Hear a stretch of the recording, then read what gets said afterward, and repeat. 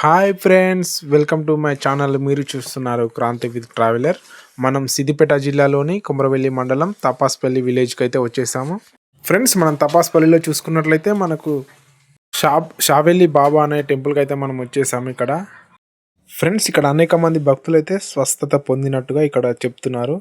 చాలా మంది అయితే వస్తున్నారు ఫ్రెండ్స్. మరి ప్రతి సంవత్సరం జనవరి మాసంలో అయితే ఇక్కడ ఉరుసు జాతర అయితే జరుగుతుందంట ఫ్రెండ్స్. మనం అదే రోజు అయితే ఇక్కడికి రావడం జరిగింది.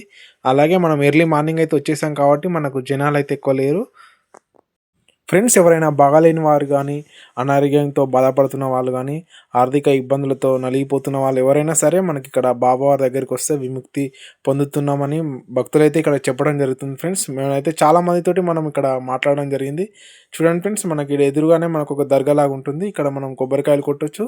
ఇక్కడ మనం ప్రేయర్ చేసుకొని మనం గుడి లోపలికి అయితే వెళ్ళొచ్చు ఫ్రెండ్స్. ఇది చూడండి, తపస్వర్ విలేజ్కి అయితే వచ్చినట్లయితే మీరు కంపల్సరీ ఈ మన ఈ బాబా దగ్గరికి వచ్చి అయితే మనం దర్శనం చేసుకోవచ్చు. మనం ఇక్కడ చూడండి, చాలా మంది అయితే వస్తున్నారు ఇప్పుడిప్పుడే.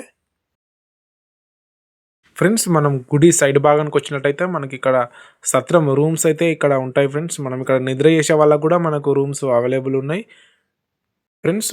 ప్రతి శుక్రవారం అయితే అనేక మంది భక్తులు అయితే ఇక్కడికి వచ్చేస్తున్నారని ఇక్కడ ఊర్లో గ్రామస్తులు కూడా చెప్పడం జరిగింది.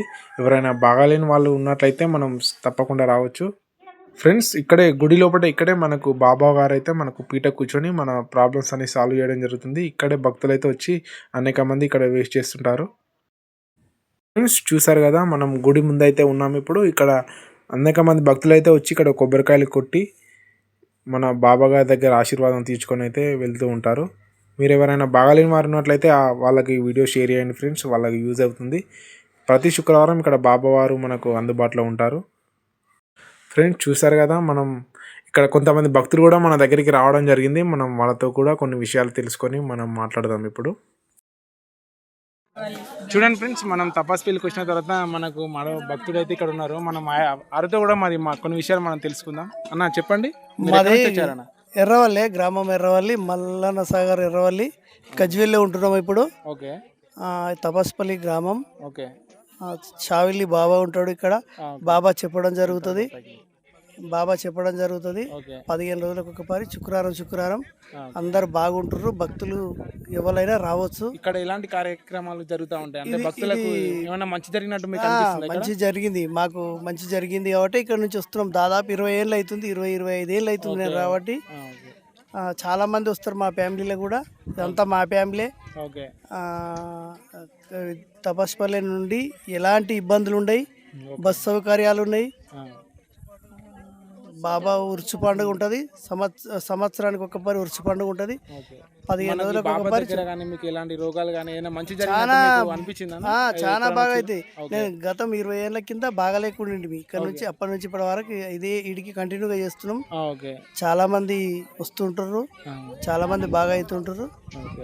వీక్లీ ఏ వారం ఉంటుందన్న మన బాబా దగ్గర? శుక్రవారం ఫస్ట్ నెల 2వ వారం 4వ వారం ఉంటుంది. ఎవరైనా రావచ్చు.